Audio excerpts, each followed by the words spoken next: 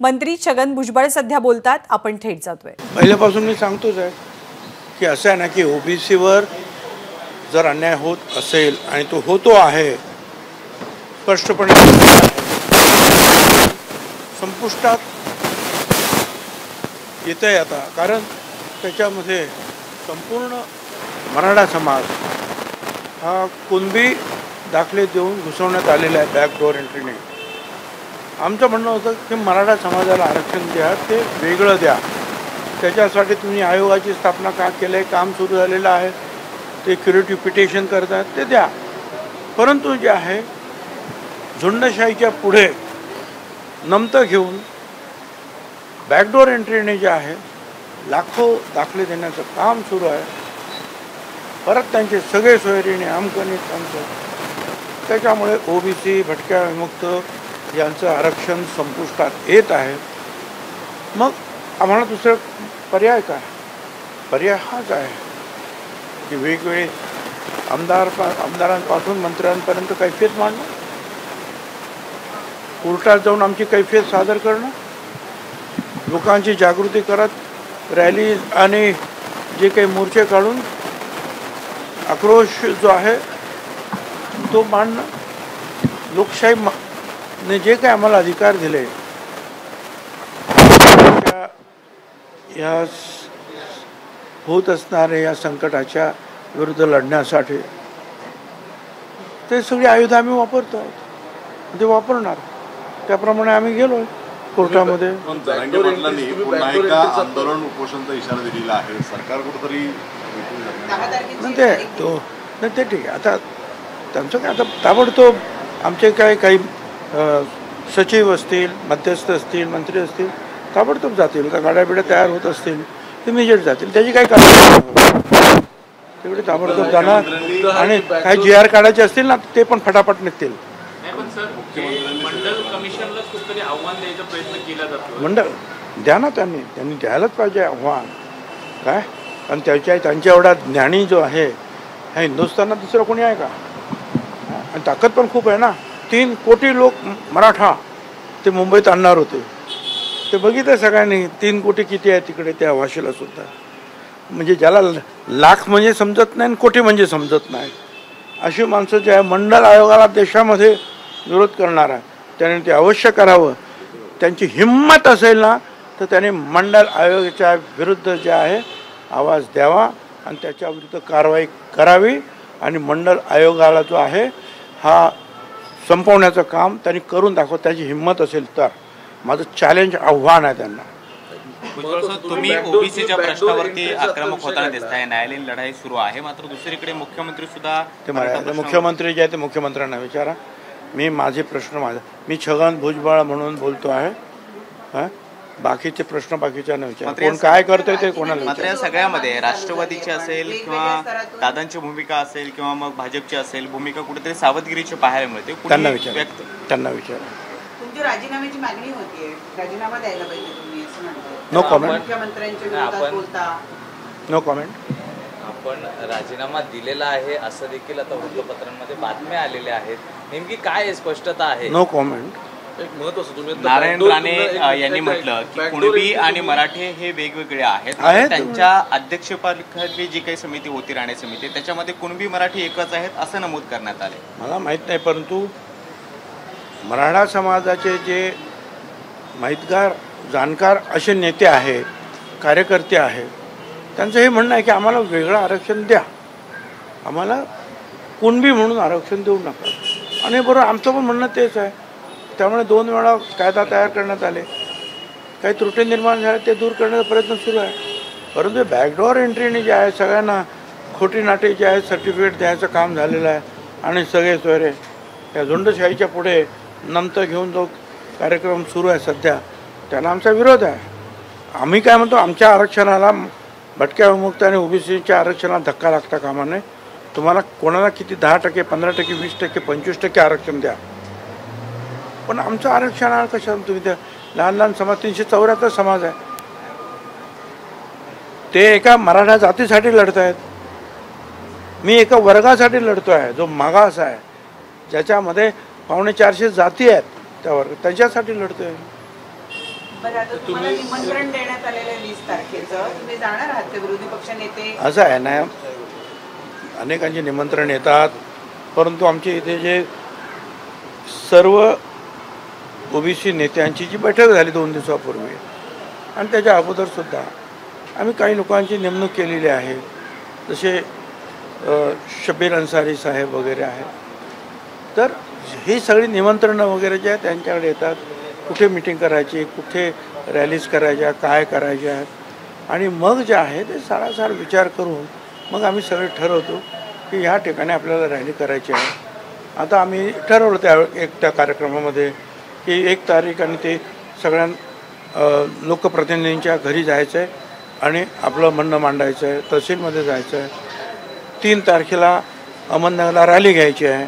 16 तारखेपर्यंत या सगळ्या जे काही नोटिफिकेशनचा ड्राफ्ट आहे त्याच्या विरुद्ध हरकती द्यायच्या आहेत आणि मराठवाडा महाराष्ट्रामध्ये ओबीसी एल्गार यात्रा काढायची आहे. हा कार्यक्रम सध्या आमचा ठरलेला आहे. त्या कार्यक्रमानुसार आम्ही जातो आहोत. त्या कार्यक्रमानुसार मराठवाड्यामध्ये जे आहे लवकरच यात्रासुद्धा ताबडतोब निघेल आणि त्या ठिकाणी मग जिथे जिथे आवश्यक असेल तिथे ते मिटिंग घेऊ. आम्ही आमचा जो कार्यक्रम आहे त्या कार्यक्रमाप्रमाणे जाऊ.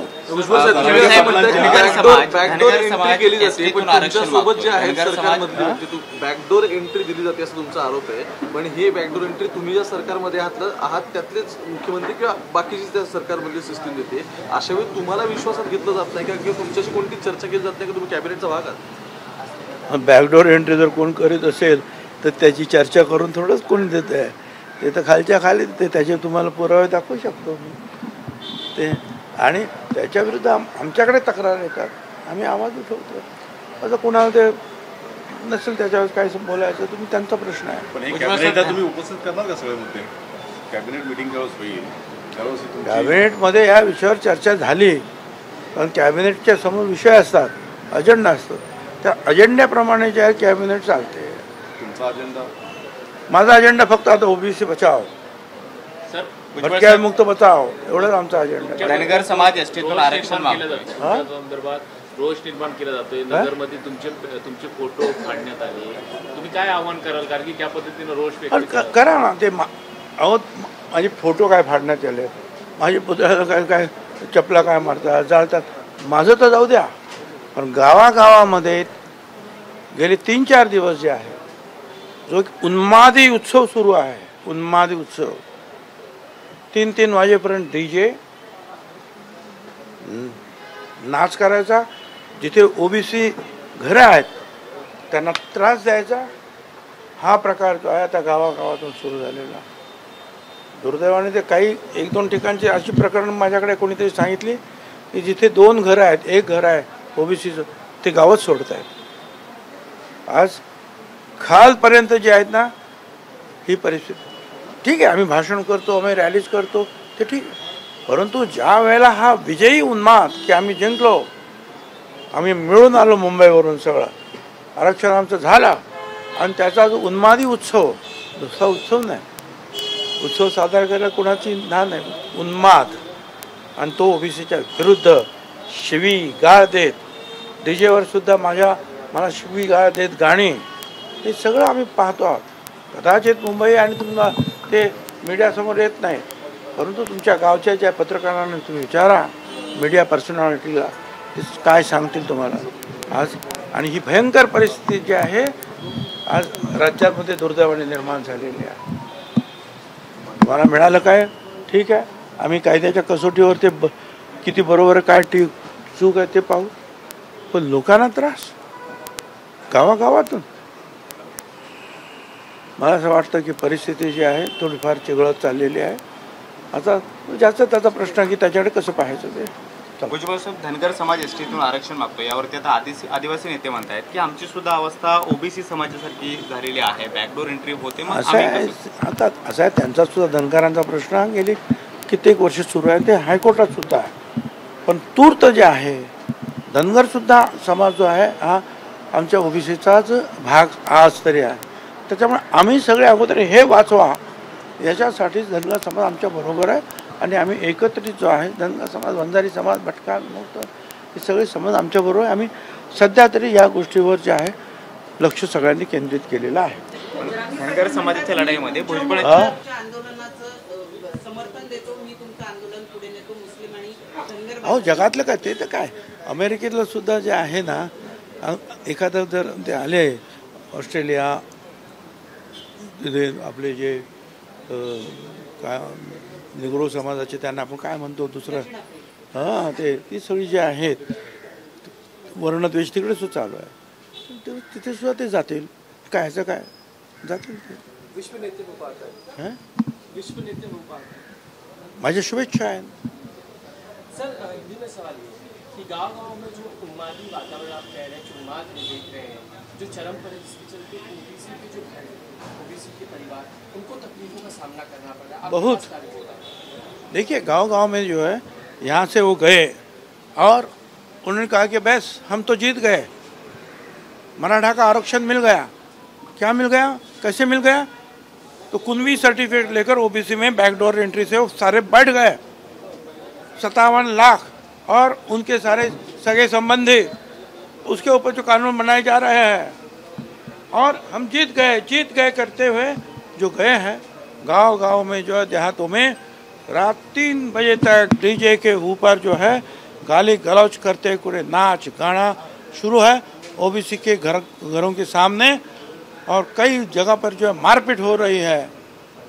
बहुत खराब वातावरण नीचे हो रहा है क्या. और मैं कहना चाहूँगा पुलिस फोर्स को भी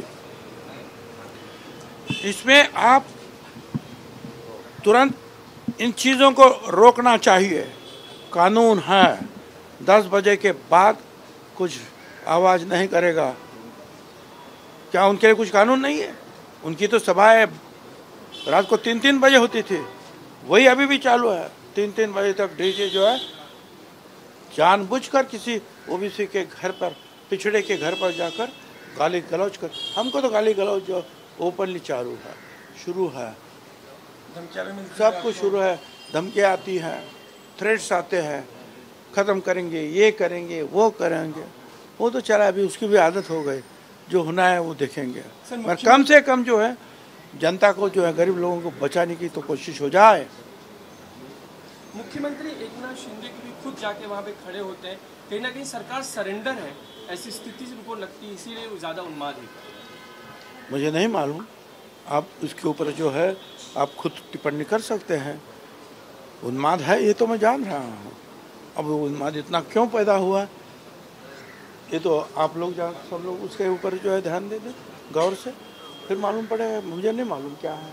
वड़ट्टीवार आपको आमंत्रित कर रहे हैं कि आप शामिल होइए, वो मोर्चे का आयोजन कर रहे हैं, आप जाएंगे. एक कहीं ना कहीं संगठित नेतृत्व की और संगठित प्रयास. देखिए मैं वड़ट्टीवार हालांकि पहले मीटिंग में आए, दूसरे दिन जो है उन्होंने हमारे खिलाफ पूरी यूटर्न लेकर बातें कही. हमने कुछ भी नहीं कहा और आज भी नहीं कुछ कहेंगे. फिर वो चाहते हैं कि मैं फिर से इस काम को जुड़ना चाहता. उसको हम कहते हैं ठीक है, हमें कोई प्रॉब्लम नहीं है. हमने उनको जो है वेलकम किया कि करो भाई ओबीसी का काम करो. मगर यहाँ जो है हमारे सारे ओबीसी अलग अलग पार्टियों के हैं, अलग अलग जातियों के जो हैं, ये सब एक है. और वो लोग जो है वो प्रोग्राम हमारा तय करते हैं और हमारे निमंत्रक है शब्बीर अंसारी साहब, वो डिक्लेयर करते हैं कि प्रोग्राम क्या है, रैलीज कहाँ होगी. जैसे कि अभी तय हुआ है 1 तारीख को सारे सांसद हैं, विधायक हैं, उनके घरों पर जाएंगे और उनको कहेंगे कि ओबीसी का आरक्षण बचाओ. तहसील पर जाएंगे, कहेंगे बचाओ. 3 तारीख को अहमदनगर पर रैली होगी, उसमें जो है सबको शामिल होने का जो है निमंत्रण दिया गया है. और फिर 16 तारीख तक ये जो नए जो है ये कुछ नोटिफिकेशन आ रहे हैं, उसका जो ड्राफ्ट वगैरह जो आ रहा उसके ऊपर जो ऑब्जेक्शंस लेना है, तो लाखों की तादाद में वो काम शुरू है. और साथ साथ जो है एक कमेटी फॉर्म हुई है जहाँ अलग अलग पार्टी और अलग अलग जातियों के लोग हैं, विशेषतः मराठवाड़ा से. वो चौकआउट कर रहे हैं, तय कर रहे हैं कि वहाँ ओबीसी एल्गार यात्रा निकलेगी और वो कितने दिन निकलेगी, कहाँ रुकेगी, कहाँ रैलीज होगी, कहाँ मीटिंग्स होगी, हम उसके मुताबिक जाएंगे। सर, आप ओबीसी के राष्ट्रीय स्तर के भी नेता हैं, क्या राष्ट्रीय स्तर पर से आपको किसी ओबीसी नेता का फोन आया है? क्या वो आपसे जुड़ने की बात कह रहे हैं, आपके आंदोलन को अपना समर्थन दे रहे हैं? किस तरह की बातचीत राष्ट्रीय स्तर के नेताओं? देखिए, राष्ट्रीय स्तर पर ये बात तब जाएंगी जब आप हिंदी, अंग्रेजी, ये जो मीडिया है वो वहाँ तक यहाँ का जो संकट है वहाँ तक पहुँचाएंगे, यहाँ का जो दुख है वहाँ तक पहुँचाएंगे, तब लोग वहाँ से भी जो आवाज़ करेंगे। अभी तो ये उपोषणकर्ता लीडर जो है मराठा का, उसने तो कहा कि हम तो मंडल कमीशन की अभी खारिज कर देंगे। मैंने कहा करो, हम सुप्रीम कोर्ट में जाएगा, हम मंडल को ख़त्म कर, मंडल आयोग को ख़त्म करेगा, ये आरक्षण पूरा ओबीसी का ख़त्म करेगा। अब वो बोला है तो वो मैं बोला कि आप करो, और फिर जो है देश में क्या हलचल होती दिखेगी, सामने आएगी सारे। चलो सबको आपको ते धन्यवाद सगळे आता ते त्यांचं ते काम करत असतील, त्यांना शुभेच्छा, आमचं काही म्हणणं नाही, परंतु सगळ्यांचं म्हणून आमचा हा एक कार्यक्रम सुरू आहे आणि आम्ही सगळे एकत्रित हा कार्यक्रम आम्ही पूर्ण करतो। सर, धनगरांच्या कोणाला मीटिंग घ्यायचं असेल तर काय आमचं काय म्हणणं आहे, चला। तर ओबीसी वाचवा हेच आपलं आता पुढचं धोरण असेल, ध्येय असेल, हे छगन भुजबळांनी स्पष्ट केलेलं आहे आणि सोबतच गावागावामध्ये मराठा समाजाकडनं केला जाणाऱ्या विजयी उन्मादाबद्दल सुद्धा त्यांनी टिप्पणी केलेली आहे। एबीपी माझा, उघडा डोळे बघा नीट।